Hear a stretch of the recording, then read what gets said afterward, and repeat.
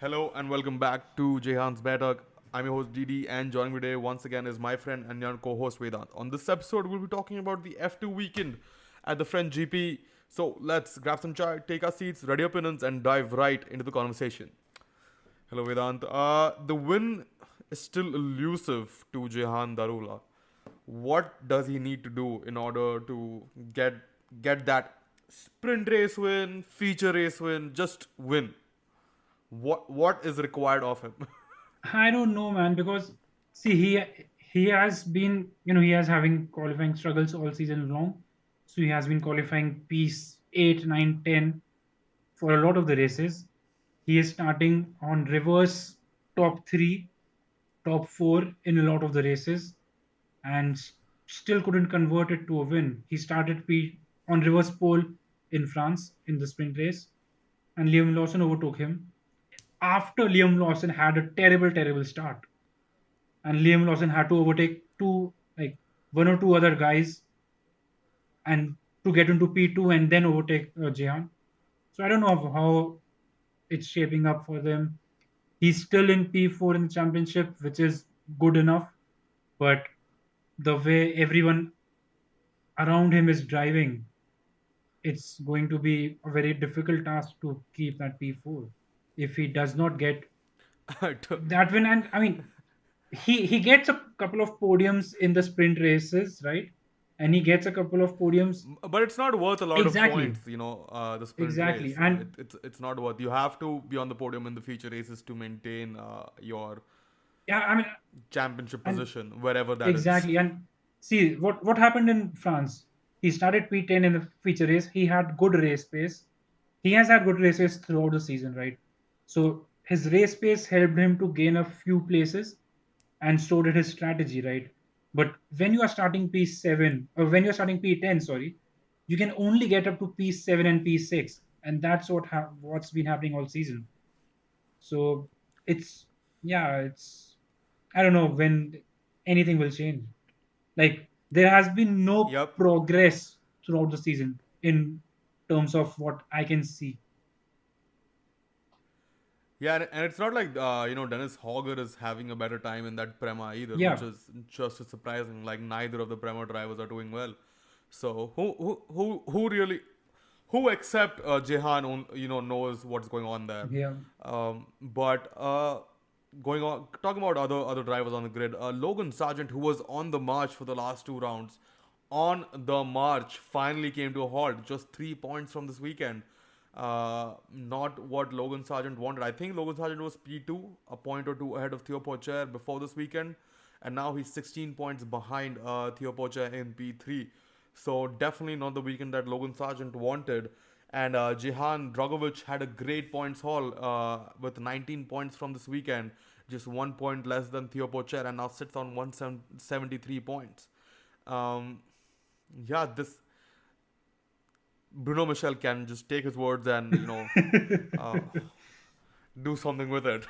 yeah, Because this championship does not seem to be going away from Felipe Dragovic whatsoever. Yes, it looked when Logan Sargent was marching ahead that this might be it, but just one round, one bad round, and the point difference has increased instead of coming together, and we just have five more rounds left.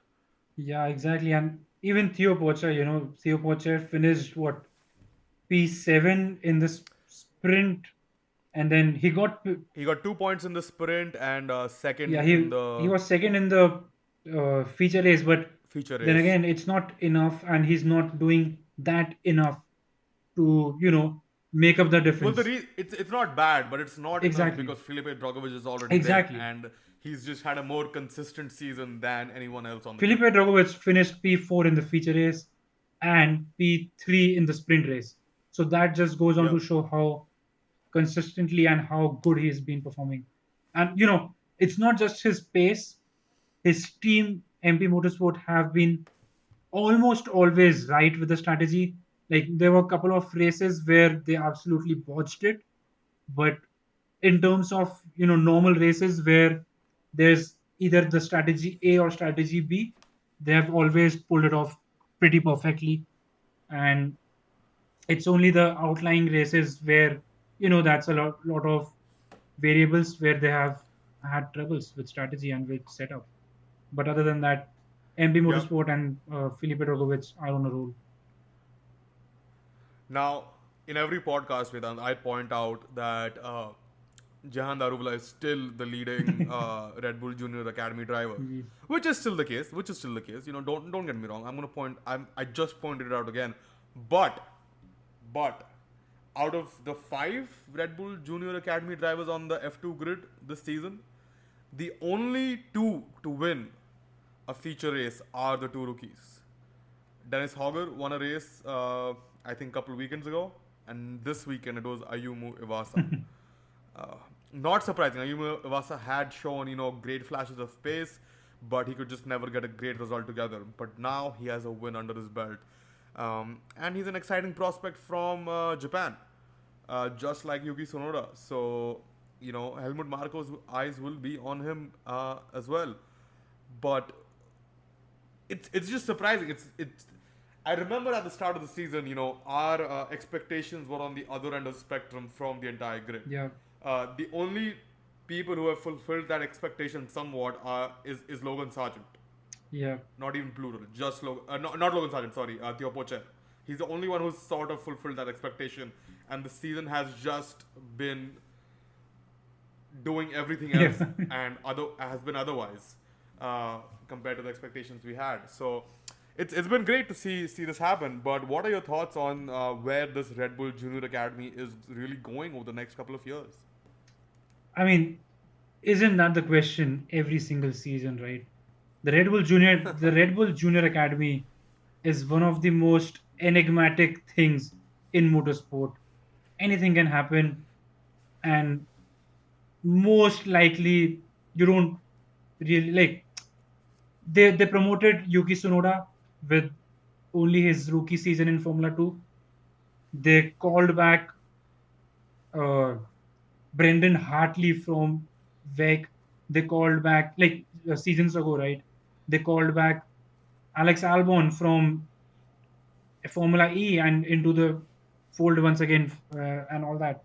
So the Red Bull Junior Academy is strange, but from the current rooster in Formula 2, I think Vips is already gone. Sorry, Jehan Daruwala is.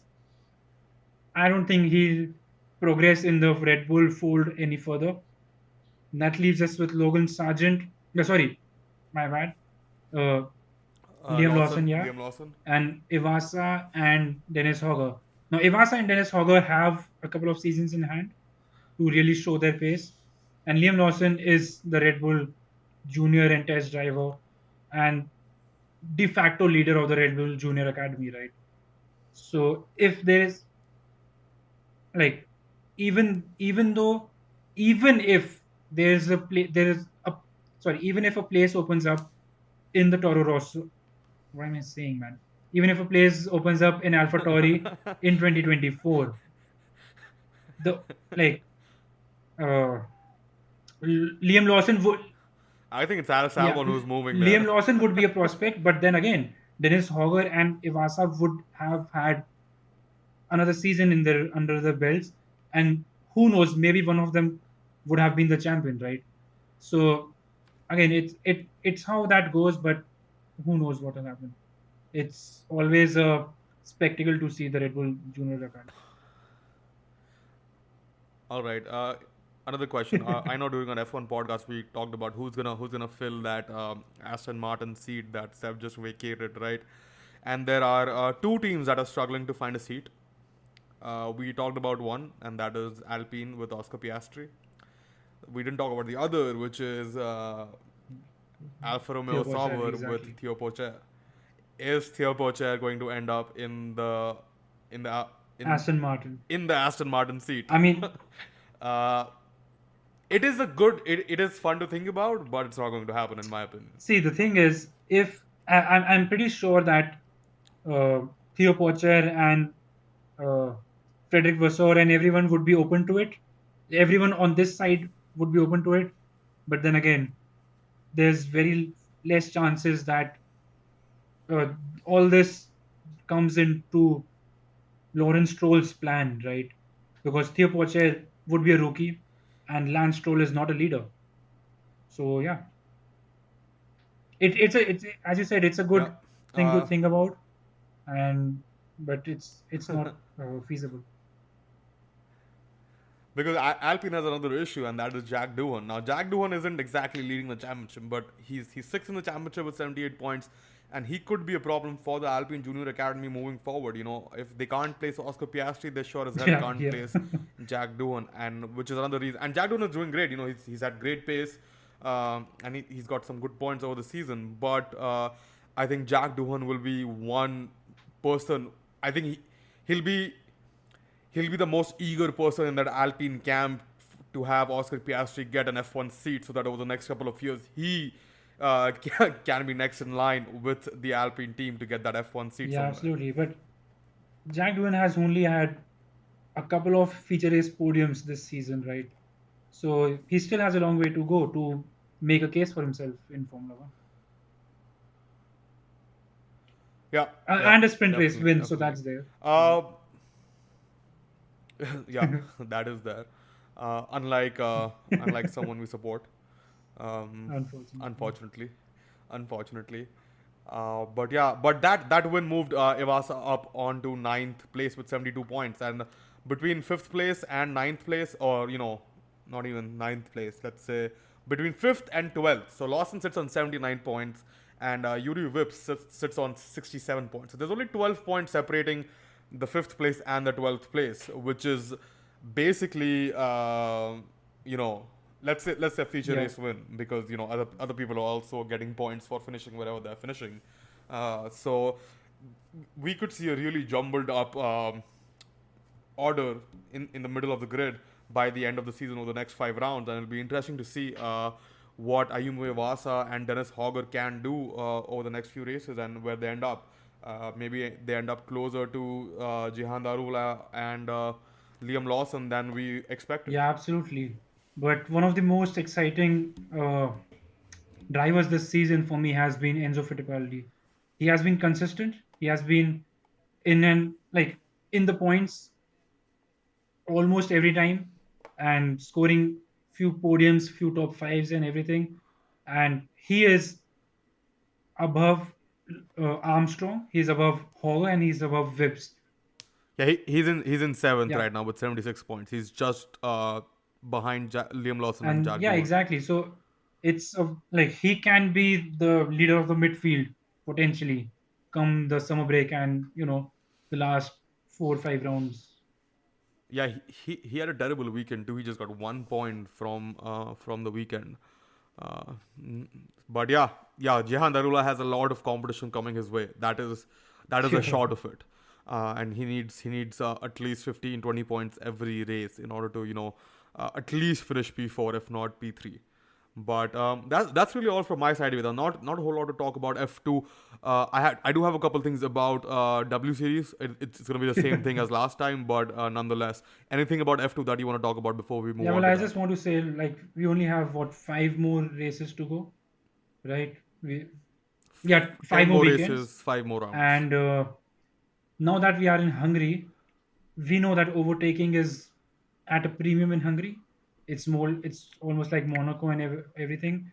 If Jehan does not get a good qualifying under his belt, I think his another weekend would be squandered. His season as a whole would end in Hungary if that happens, right? Because in no way he could potentially get into P3 once again. If Logan Sargent, for example, gets a feature race win, right? So hopefully we have a good qualifying for Jehan and for Prema as a whole because the whole Prema operation has been struggling with qualifying. But let's see. Yeah, you're asking for too much, Vedant. You're asking for too much. But we are not asking for too much when it comes to Jamie Chadwick. God, she got pole. She got pole. Then she got slapped with a penalty, so she started P3, I think. And it took her 5 corners, 7 corners before she was P1 again. Yeah, well, I mean, I mean, I don't have it. I think I ranted enough last time. that there is not a point in it again. So this time, I'm going to talk about the plan that I have to give Jamie Chadwick the opportunity to, race in a higher tier series, and that is very simple, very simple. This morning or yesterday, W Series announced that instead of going to Japan, they're going to Singapore for one of their rounds. What I am saying is, scrap that round, save the money, and give it to Jamie Chadwick. She has Yeah, she is going to yeah, win anyway, right? She has won the world championship more or yeah, less. She yeah. is going to win anyway. What is one less round? What is one less round? So scrap that round. Don't travel overseas. Waste of money. Whatever. Uh, Take that money. Give it to JV Chadwick. Let her do at least half a season in F3 or Indy 2000. Whatever. Just not in W Series again. Just not in W Series again. That is my plan. Now who's on Yeah, I board? think that is a very, very good and feasible plan. Unlike all the plans and things we think about all the time, right? But I mean, see, and you are right, because for Jamie Chadwick to progress to a world level series, a Formula 3, a Formula 2, or Indy Lights or whatever, she needs the funds. And no one's going to provide her the funds except W Series, its promoters, the FIA, and probably the Formula One ecosystem as a whole, right? So I don't know what's stopping them. I don't know what's happening. But I do know one thing. If Jamie Chadwick comes back again next season in W Series, if she returns to W Series next season, I think the W Series is doomed as a whole, and I think all the good things that all the good progress they were trying to make will not materialize. I mean, they have only achieved half of their. I mean, it's only been like this, what, only a third season, obviously, but they have realistically only achieved half of their goal, which is to provide, Uh, women with a yeah, fair shot in motorsport. The second part is to elevate them to the next level, which they haven't exactly done. Yes, they have showcased the talent. They've done a great job with that. They're given the opportunity. They've done a lot of driver development, blah blah blah. But it is the next step that we all need, because without the next step, all of this is going to not go anywhere essentially. yeah, it's strange and it's sad that all this effort and all this this whole thing that they have created, it's not going to materialize into something substantial that will create a legacy per se and go on into the future. Because if Jamie Chadwick or anyone else, let's say Alice Powell or Emma Kemilainen, if these girls win W Series over and over and over again, like even if okay, Jamie Chadwick will win this season, but next season if Emma Kemilainen wins, right, and she doesn't get promoted to anywhere else, it doesn't make sense. It doesn't make any sense whatsoever. So yeah, I don't know what they are trying to do. Or the who's sponsoring the Yeah, Jenner Racing team should try and sponsor Jamie yeah, Chadwick. They have enough we money. all know. We all know that. The whole world knows that. But yeah, just a thought. But yeah, that's all from my side. Vedant, if there's anything else that you want to talk about, please tell me Well, about it. I don't have anything about Formula 2. We have talked about Formula W Series. We don't have anything else to say. So yeah, I think that's about it. We can declare talk about the Formula 3 results. We- I Yeah, don't have them in front of me, so if you have them, you're welcome to like give it a shout let's out. because have yeah, well, Isaac Hajar is winning, and so is Jack Crawford. So that's about it. And Isaac Yeah. Hadjar is a rookie. Don't forget that. Don't forget that. Isaac So Hadjar is a Red Bull rookie. Racing, Red Bull Junior drivers dominating in Formula 3. So it's going to be a bigger headache for the Red Bull Academy next season in Formula 2. Very true. Very true. But yeah, that's all from our side. So thank you, Vedant, for joining me once again. It's been a pleasure talking to you about all the junior racing. Well, not all, but some of the junior racing that is going on around the world. And as always, we'll catch you on the next one.